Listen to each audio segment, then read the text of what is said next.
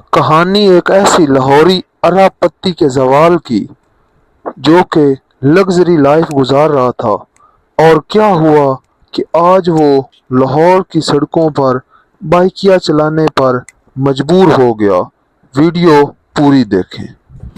उन्होंने मुझे पूछा भी नहीं कि आप किस हालत में हैं, आपके घर में खाने को कुछ है कि नहीं है।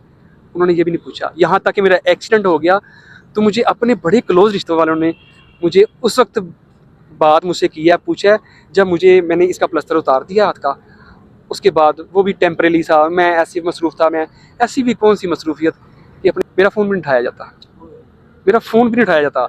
मुझे ये कहा जाता है कि मैंने देखा नहीं है, मेरा फ़ोन ख़राब था, मेरा मेरा टच ख़राब था। ये छोटे से बात मैं इसमें बंद कर दूंगा। उसे मैं समुद्र को बंद करूंगा।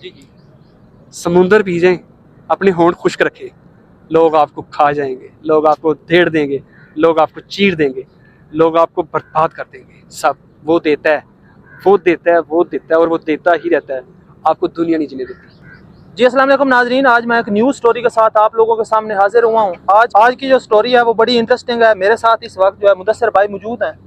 माशाल्लाह एक टाइम था कि इनके पास सब कुछ था, वेल सेटल थे, इनके पास अपनी गाड़ियाँ थी, अपना घर था और इनका अपना जो है एक अच्छा बिजनेस था। लेकिन खुदा का करना ऐसा हुआ, कुछ हासदीन जो है उनकी इनको नज़र लग गई और आज इनके ऊपर एक ऐसा टाइम आ गया कि आज जो है ये रोड के ऊपर जो है बाइकियाँ चलाने पे मजबूर हो गए हैं। तो इनकी ये कहानी क्या है, थोड़ा सा इनसे जानते हैं। अस्सलाम वालेकुम सर। वालेकुम अस्सलाम। सर क्या हाल चाल है? अल्हम्दुलिल्लाह, अल्हम्दुलिल्लाह। सर मैं थोड़ा सा आपसे जानना चाहूँगा कि माशाल्लाह पहले आप वेल सेटल थे, तो क्या मसला क्या बना आपको कि आप मतलब इस तरीके से बाइकियाँ चलाने पे मजबूर हो गए? जी ये तो बड़ी लंबी से है कहानी, लेकिन मुख्तसर लफ्ज़ों में ये मैं बंद करूँगा इसको।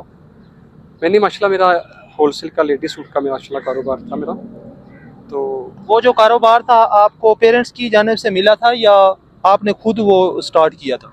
जी माशाल्लाह मेरे जो उस्ताद हैं उन्होंने मुझे, पहले मैं सेल्समैन था, तो वक्त के साथ साथ जब उनके ऊपर अच्छा टाइम आया तो उन्होंने मुझे, एक टाइम आया, उन्होंने कहा बेटा मशीनें लगाएं।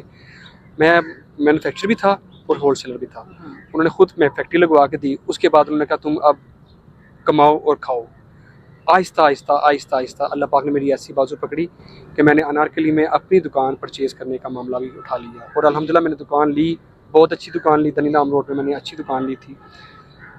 कुछ हासदिनों की नज़र हो गया, बद नज़र की नज़र हो गया, लोगों के बुग़्ज़ की नज़र हो गया, लोगों की कीना की नज़र हो गया। चेहरे और, अंदर और, ज़ुबान और आंखें और, ये मामला ऐसा हुआ कि उनकी जो कीना थी, उनका जो बुग़्ज़ था, उनकी जो हसद था, वो मुझे ले डूबा। मैंने कोशिश की है कि मेरे से हर बंदा राज़ी रहे, लेकिन हर बंदे को आप राज़ी नहीं रख सकते। आपकी सफ़ों में ही होती हैं जो बगावत करते हैं, जो आपके साथ ज़्यादतियाँ करते हैं, जो आपके साथ उल्टी चालें चलती हैं और उल्टी चालें चलते चलते ऐसे कामों पे आ जाते हैं, फिर वो आपके साथ शैतानी अमल करना शुरू कर देते हैं। मेरे साथ वो मामला हुआ। और थोड़ा सा ये भी जानना चाहूँगा कि माशाल्लाह जब आपकी लाइफ वेल सेटल थी, आपके पास मुख्तलिफ गाड़ियाँ वगैरह भी थी, अपना घर भी था, तो क्या क्या चीज़ें थी उस वक्त आपके पास?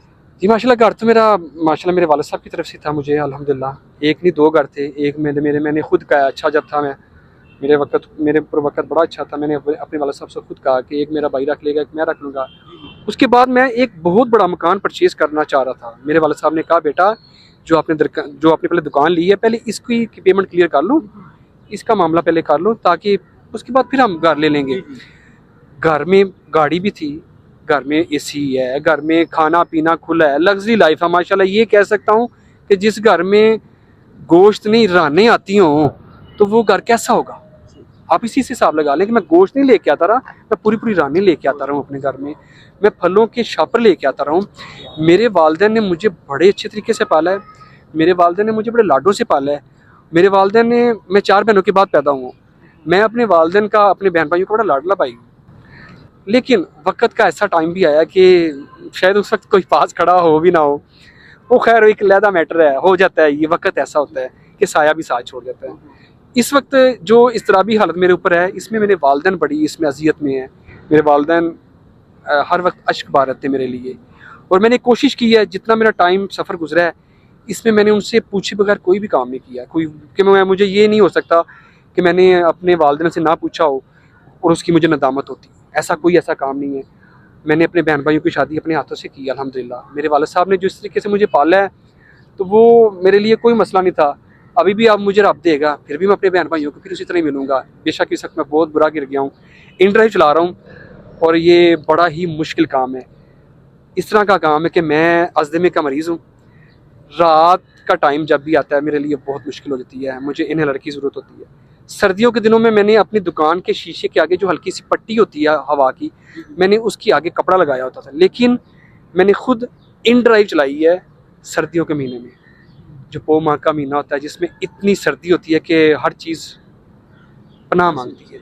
मैंने उसमें भी बाइक चलाई है, अपने बच्चों के लिए चलाई है। लेकिन इसमें खुदा की मसलत है, इसमें खुदा के राज हैं। अल्लाह पाक ने मुझे अपना और अपने महबूब का जो कुर्ब अता किया ना, मैं उसमें आके ये कह सकता हूँ कि बेहतर ही हुआ है। शायद मैं उसके करीब और ना हो सकता। ये भी उसके देने का। लोगों ने मुझे फेंका है, लेकिन ये वही मिसाल है। मैं उन हस्तियों के तो गुलामों के पैरों की खाक नहीं हूँ। जैसे हज़रत यूसुफ अलैहिस्सलाम के भाइयों ने कुएं में फेंका। अगर उन्हें पता होता कि इस कुएं में फेंक के तख्ते मिस्र मिलना है तो वो खुद छलांगे मार देते।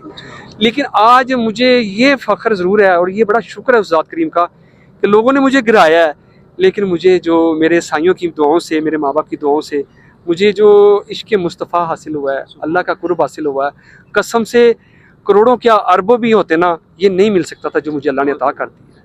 मैं बड़ा खुश नसीब हूँ। कोई बात नहीं, इंसान के ऊपर ऊंच नीच आती रहती है, लेकिन ये फ़कत अच्छे बुरे और अपने और पराओं की पहचान करवा देता है।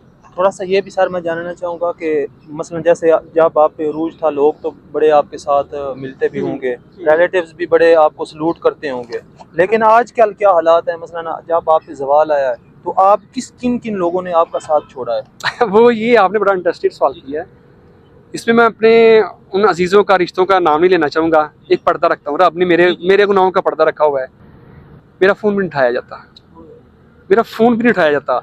मुझे ये कहा जाता है कि मैंने देखा नहीं है, मेरा फ़ोन ख़राब था, मेरा टच ख़राब था, मैं उस वक्त सब्ज़ी लेने गई थी, या मैं ऐसे था, या मैं उधर गया हुआ था, या ऐसे गई हुई थी। ये मैं अब राज हैं, मैं उन रिश्तों को नहीं बताना चाहता। लेकिन यकीन करें, मेरे जो वो रिश्ते थे, वो जब खाना खा रहे होते थे, अगर कुछ चीज़ ख़त्म हो गई है तो अपने बच्चों के लिए नहीं भागा, उनके लिए भाग के गया हूँ, दोबारा और ला के रख दी कि और खा लो। उन्होंने मुझे पूछा भी नहीं कि आप किस हालत में हैं, आपके घर में खाने को कुछ है कि नहीं है।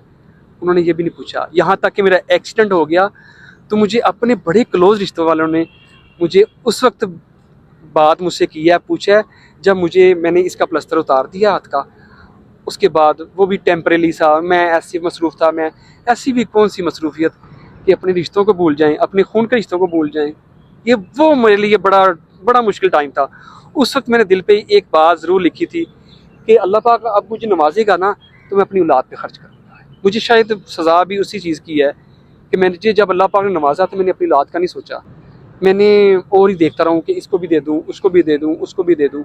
नहीं, माँ बाप तो वो हमारे सर के ताज हैं, वो हमारा समझिए कि मैं कह सकता हूँ कि वो हमारा रब ही है।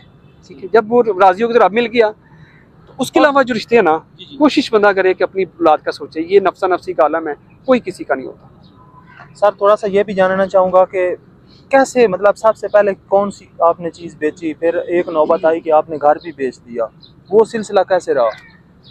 ये सबसे पहले मैंने गाड़ी उधार देना था आपने या? नहीं, ना उधार के लिए मैंने सिर्फ लास्ट टाइम मेहरान बेची थी।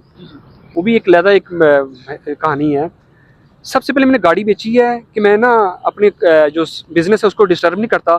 तो ये जो दुकान का ओनर है, इसको पैसों की ज़रूरत है, चलो ये मैंने वो गाड़ी बेची। मैंने नई भी ले ली, उसके फ़ौरन बाद मैंने गाड़ी नई ले ली।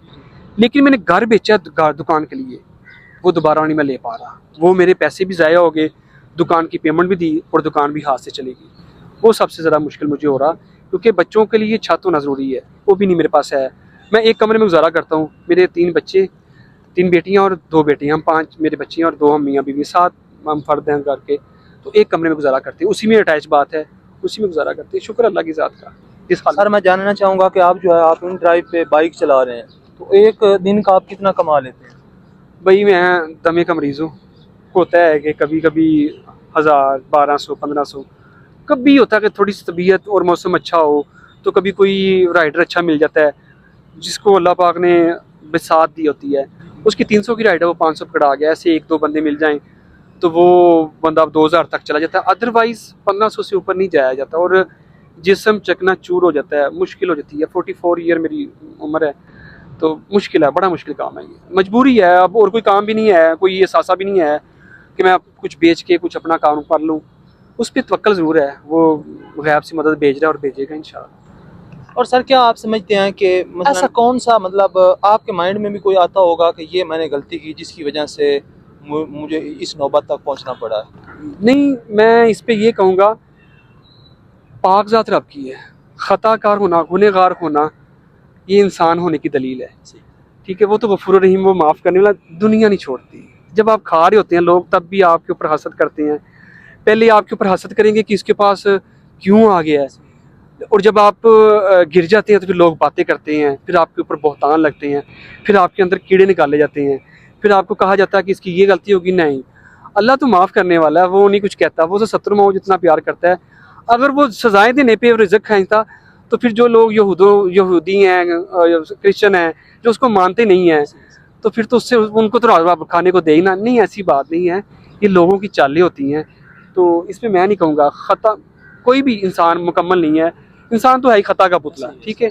तो माफ़ करने वाली ज़ात है अल्लाह पाक, नहीं इंसान को। हाँ, अगर आप गुनाहगार हैं तो वो सबसे पहले आपसे ना आपके सजदों की ताकत खींचता है। मैं अल्हम्दुलिल्लाह 5 वक्त का नमाजी हूँ, मैं और इशराक पढ़ने वाला बंदा हूँ, तहज्जुद पढ़ने वाला बंदा हूँ। तहज्जुद मेरी कुछ टाइम रहती है, लेकिन जो मेरी इशराक है मेरे मुर्शिद की दुआओं से, मेरे कामिल मुर्शिद जो है वो उन्होंने मुझे एक सबक दिया हुआ है कि बेटा आपने नमाज जब पढ़नी है तलुए आफ्ताब तक बैठे रहना है, अपने जिक्र करना है। हमें तरबियत है कि सुबह तलुए आफ्ताब से इशराक तक हमने बैठना है, जिक्र करना है, और शाम को असर से लेकर मगरिब तक हम जहाँ भी हों कोशिश करते हैं हम जिक्र करें, ये भी उसकी अता है। तो फिर मुझे वो सज़ा में तो नहीं है ना।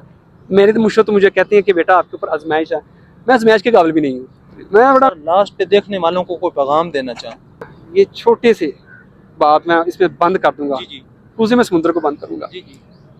समुंदर पी जाएं, अपने होंठ खुश्क रखे, लोग आपको खा जाएंगे, लोग आपको धेड़ देंगे, लोग आपको चीर देंगे, लोग आपको बर्बाद कर देंगे। सब वो देता है, वो देता है, वो देता है और वो देता ही रहता है। आपको दुनिया नहीं जीने देती। अगर खून के रिश्तों में वफा होती तो मिस्र के बाजारों में यूसुफ ना बिकते।